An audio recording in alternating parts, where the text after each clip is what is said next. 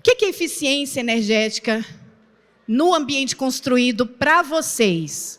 Quando alguém fala assim, eu trabalho com eficiência energética na arquitetura, o que vem a primeira imagem na cabeça de vocês? Aqui é assim, eu trago essa imagem porque eu acredito que ela seja muito ilustrativa. Vamos imaginar uma casa como essa, toda de vidro, vidro até no teto. Vidro em todas as paredes, vidro no teto. Bonita, moderna, um design interessante.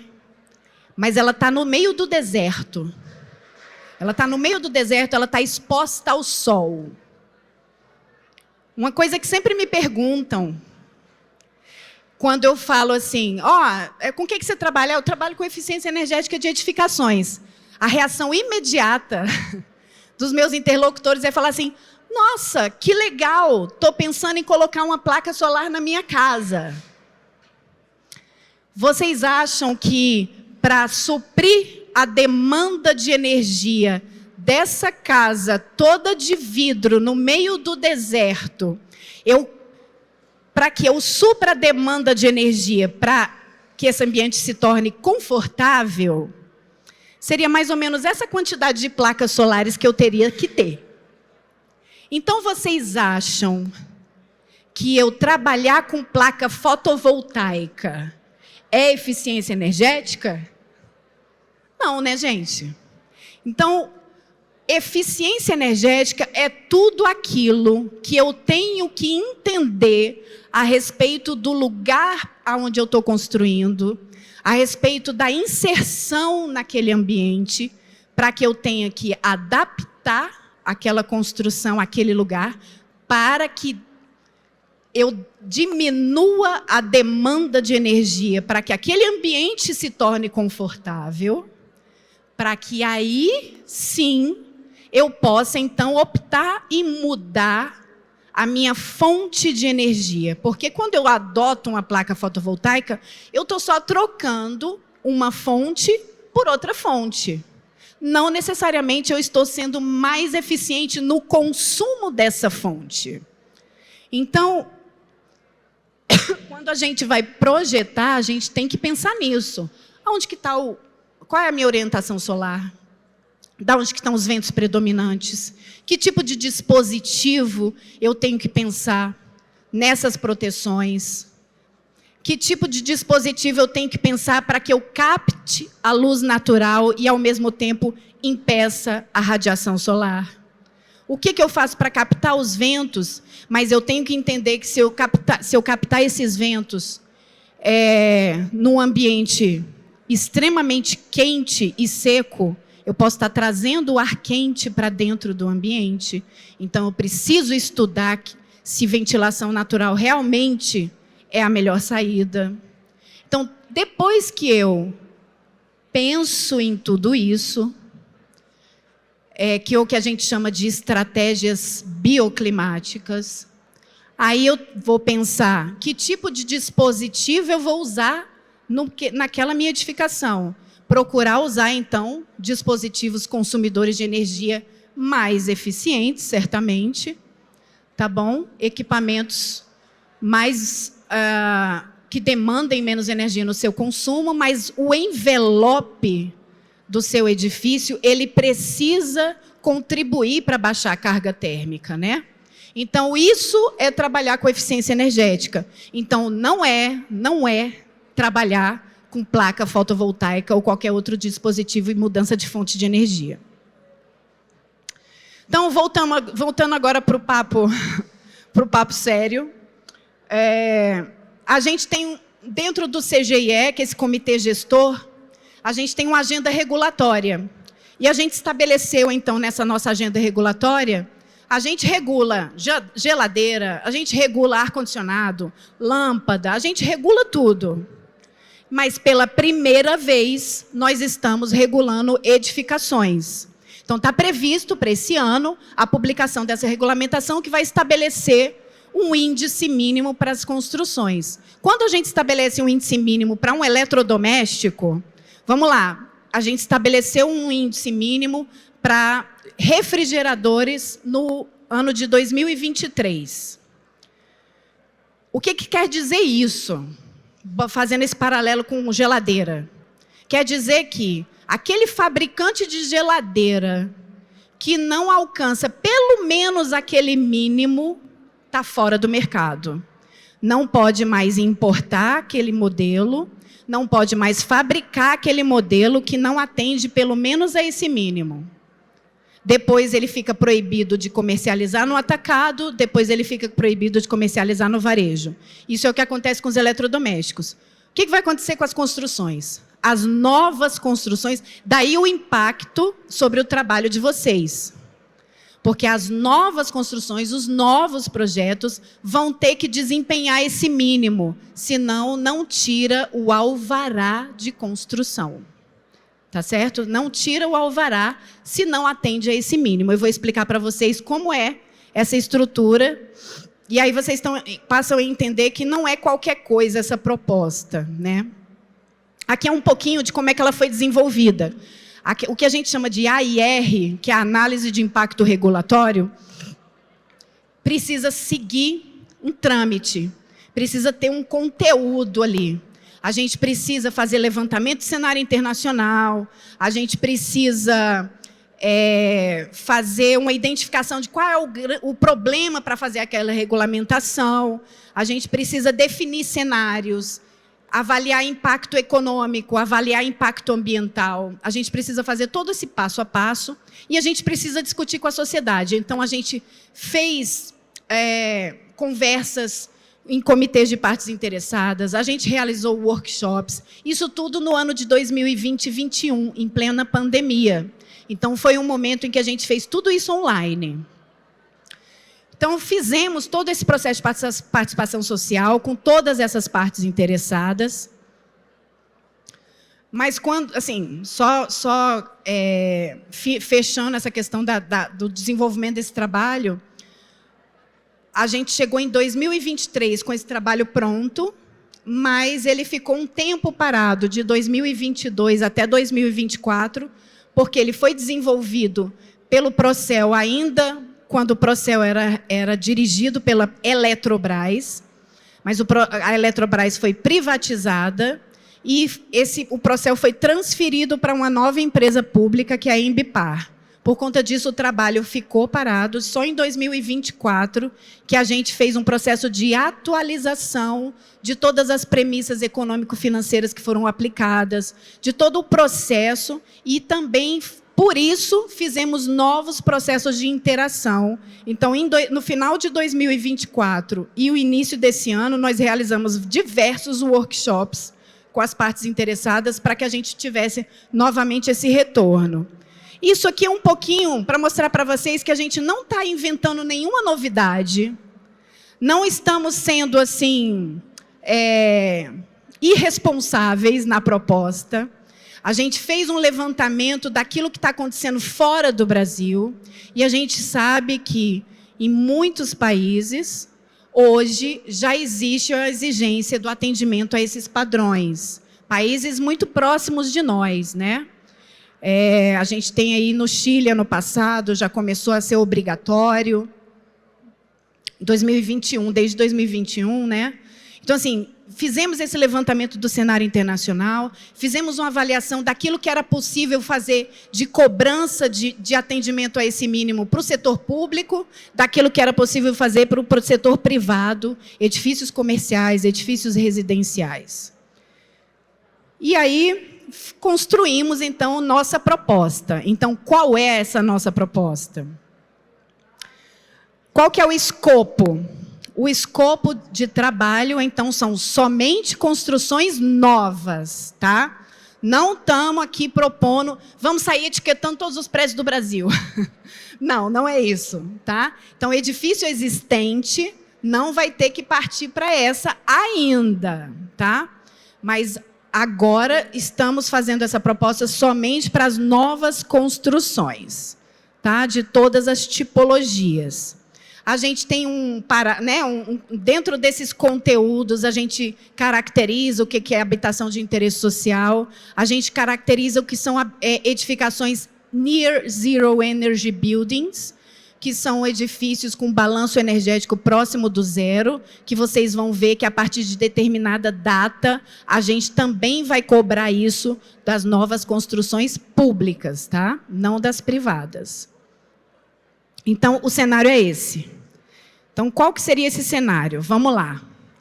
A partir de 2027, os edifícios públicos federais precisam atender, as novas construções precisam atender como mínimo, toda nova construção pública federal tem que ser A.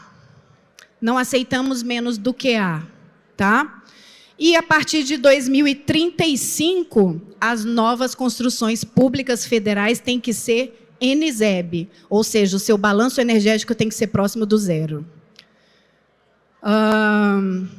Para os edifícios do Rio Grande do Sul, por conta das enchentes, começa um pouquinho depois, tá? Os edifícios estaduais, a cobrança pelo A é a partir de 2032. Nos municípios acima de 100 mil habitantes, os edifícios públicos municipais têm que atender o A partir de 2035. Cidades acima de 50 mil habitantes só em 2040. Ou seja, não impacta sobre municípios pequenininhos, abaixo de 50 mil habitantes. Agora, o que tem para os privados? Os edifícios privados comerciais de serviços e residenciais para cidades acima de 100 mil habitantes, a partir de 2030, as novas construções vão ter que provar que elas são nível C. Tá? O mínimo para o setor privado, então, será o nível C. E habitação de interesse social também. Agora, tem uma grande diferença além do mínimo. Não é somente no nível, é na metodologia. O nível mínimo para o edifício público, que vai ser o A, o método é o método da etiquetagem, que é aquele método de classificação estabelecido pelo Programa Brasileiro de Etiquetagem, que a gente tem que submeter o nosso projeto a um organismo de inspeção acreditado pelo Inmetro e passar por todo aquele cara crachá para verificar se o projeto está atendendo todos os requisitos que estão lá dentro do programa. Para edifício privado, não.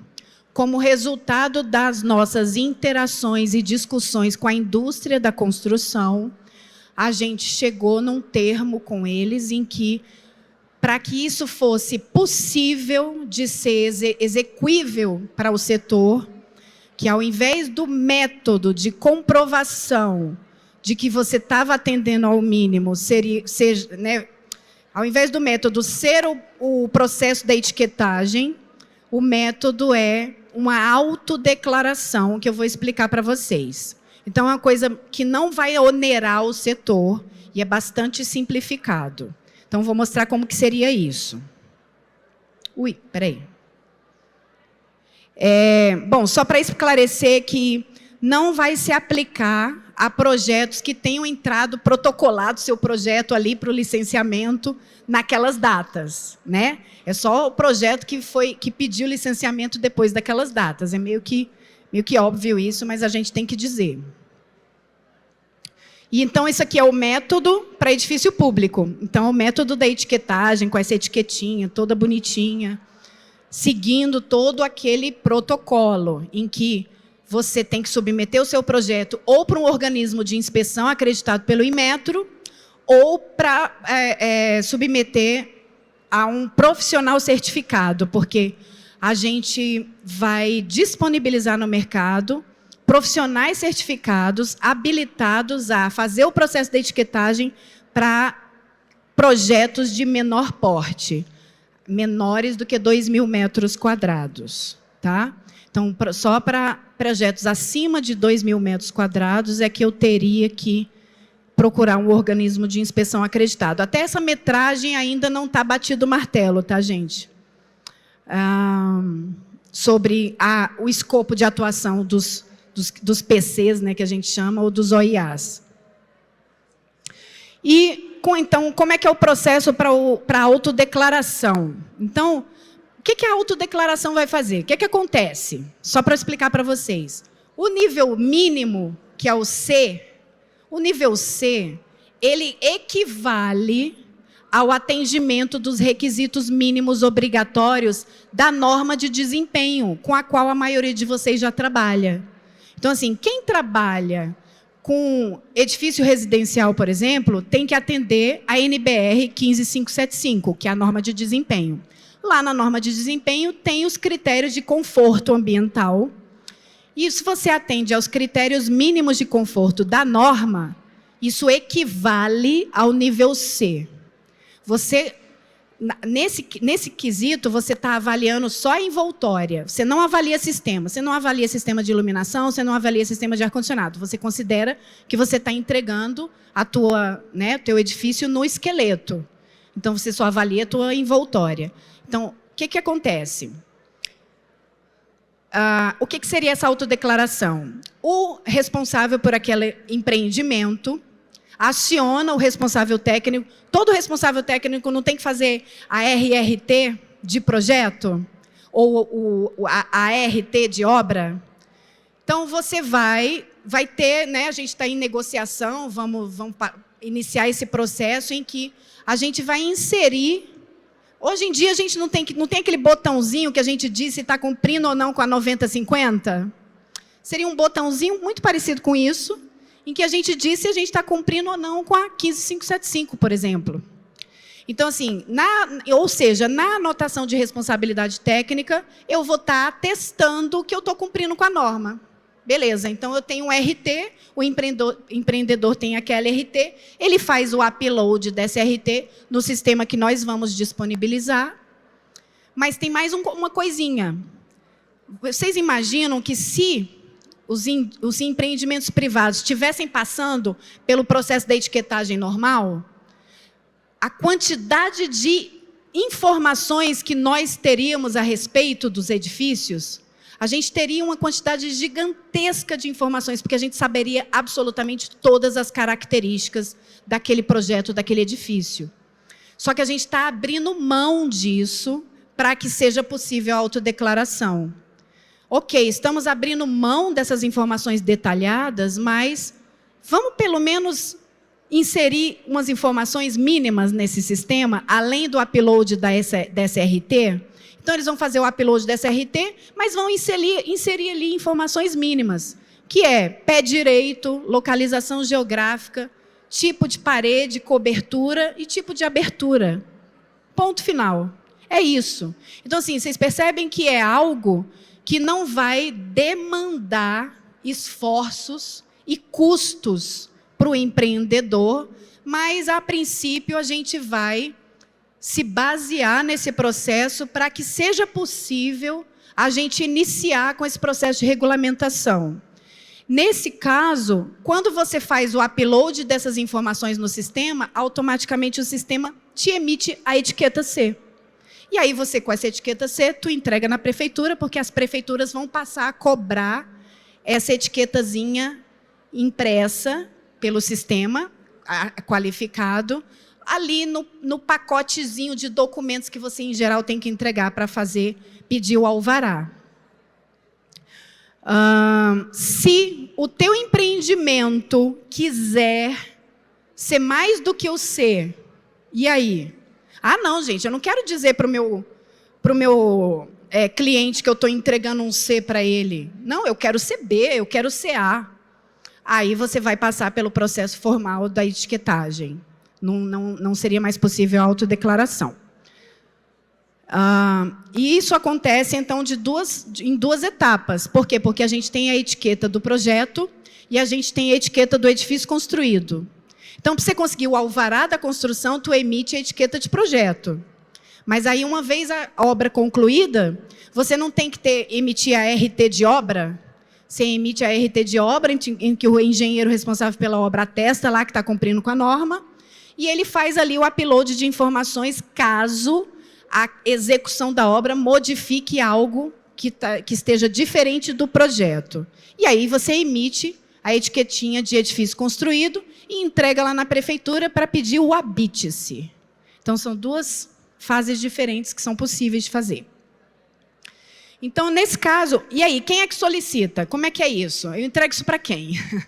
Então, nesse caso, como eu estava dizendo, né? As prefeituras vão pedir, então, a etiqueta como parte do escopo dos itens para obtenção do alvará de construção ou do habite-se, que é o famoso certificado de conclusão. E os órgãos públicos, no processo licitatório, devem solicitar a etiqueta no escopo dos serviços a serem prestados pela empresa contratada. O Inmetro vai fazer a fiscalização, já é papel do Inmetro, por lei, inclusive no âmbito do Programa Brasileiro de Etiquetagem como um todo, né? E essa fiscalização ela é por amostragem. Então, ela é aleatória. Ou seja, beleza, você está fazendo uma autodeclaração? Ótimo. Então, vamos ser sinceros nessa autodeclaração, porque você pode estar sujeito a passar por uma malha fina, né? Então, basicamente é isso. E, por fim, o GT Edificações, ele tem aí a incumbência de assim que a gente publicar, a nossa meta é publicar essa regulamentação entre outubro e novembro. Lá dentro da regulamentação, um dos últimos artigos fala isso, fala que a gente vai ter, no prazo de 12 meses, que elaborar um plano de apoio e monitoramento da implementação. Então, durante 12 meses, ou seja, até o final do ano que vem, nós vamos desenvolver esse plano de apoio e monitoramento que vai ser feito de forma transparente e participativa com todas as partes interessadas, tá? Então, vocês, assim, né, as associações representativas do setor vão ser muito bem-vindos e convidados a participar. Como que a gente está imaginando esse plano? Ele vai ser composto por vários macroprocessos. Então, ele tem que ter um macroprocesso dedicado a um plano nacional de capacitação para os diversos públicos-alvos. Capacitação de engenheiros e arquitetos na questão da etiquetagem, capacitação dos municípios nas questões legais, né? Então, vão ser uma série de desenvolvimentos e etapas dentro desse macroprocesso que devem ser desenhadas para que a gente tenha esses planos nacionais. A gente vai ter que desenhar um plano de comunicação e comunicação dessas informações, de comunicação e disseminação dessas informações. A gente tem que trabalhar em identificar quais outros instrumentos regulatórios vão ter que ser aprimorados para viabilizar essa implementação. A gente tem que propor uma melhoria na infraestrutura de suporte, ou seja, precisa de mais algum tipo de ferramenta computacional? A gente já está, inclusive, desenvolvendo esse sistema que eu mencionei para vocês, que vai receber essas informações. Esse sistema já está sendo desenvolvido, mas a gente vai pensar junto com vocês quais outras infraestruturas vão ter que ser providenciadas para que lá em 2030 o setor privado comece a implementar um programa de apoio aos municípios e um plano de monitoramento. Então, vai ser um trabalho árduo e que a gente sabe que, para que isso tenha sucesso, precisa aí da participação de todos vocês. Nessa questão da infraestrutura, eu esqueci de mencionar que faz parte desse processo de pensar a melhoria da infraestrutura de suporte, pensar nas linhas de financiamento que vão ser necessárias ou identificar as linhas de financiamento existentes para que a gente apoie municípios, indústria da construção e empreendedores a tirar isso do papel. Então, esses aqui são mais ou menos os passos, né, que eu estava mencionando, colocando para vocês, aquilo que a gente fez, a gente colocou a proposta, todos esses itens que eu apresentei para vocês, foi aquilo que a gente levou à consulta pública. Passou por consulta pública entre março e junho, na realidade, junho e início de julho, 5 de julho foi quando a consulta pública foi encerrada. A gente está agora nesse processo de consolidação das contribuições que nós recebemos. Recebemos aí contribuições de 20 instituições e cerca de 49 contribuições. E a ideia, então, é passar por esse processo de jurídico, aprovação em comitê, etc., e publicar até novembro, para daí passarmos para a próxima etapa, que vai ser a mais difícil, que é o desenvolvimento desse plano de implementação. Agora, uma coisa que é certa é o seguinte: esse plano de apoio e implementação, ele tem recursos. Nós temos recursos para tirar a ideia do papel. Ele não é só um plano que vai ficar na gaveta. Por quê? Porque nós contamos com os recursos do Procel. A gente tem desenhado projetos dentro do plano de aplicação de recursos do Procel para viabilizar cada uma dessas etapas. Então, a gente tem desenhado já linhas de financiamento dentro do PAR-Procel, né, que é o plano de aplicação de recursos. Nós já temos algumas linhas de financiamento sendo viabilizadas. A gente já tem um programa piloto de apoio aos municípios aprovado para que a gente faça um piloto em 5 municípios a partir do ano que vem. A gente ainda vai escolher quais são os municípios. Mas por isso, o que eu estou querendo dizer para vocês é isso, assim. Esse plano de implementação, ele é um plano de implementação que, assim, beleza, a gente vai desenhar para que o Procel se oriente aonde ele vai aplicar os seus recursos. Então, desenhamos isso aqui é o plano de capacitação, ok, Procel. Essa é a nossa proposta para o plano de capacitação. Então, o Procel vai poder se planejar ao longo dos anos em quais são os projetos onde ele vai investir os seus recursos, tá? Então, assim, a gente entende então, que desse jeito a gente viabiliza. Se vocês tiverem curiosidade de ver a audiência pública que nós realizamos, onde, né, discutimos, apresentamos a proposta, teve as discussões técnicas, teve muita gente da academia dando opinião, etc. Aí vocês podem entrar no canal do Ministério de Minas e Energia, lá no YouTube, que tem a gravação da audiência pública, tá bom? E aí é isso, gente. Muito obrigada. Obrigada pela oportunidade. E estamos à disposição aí para tirar dúvidas.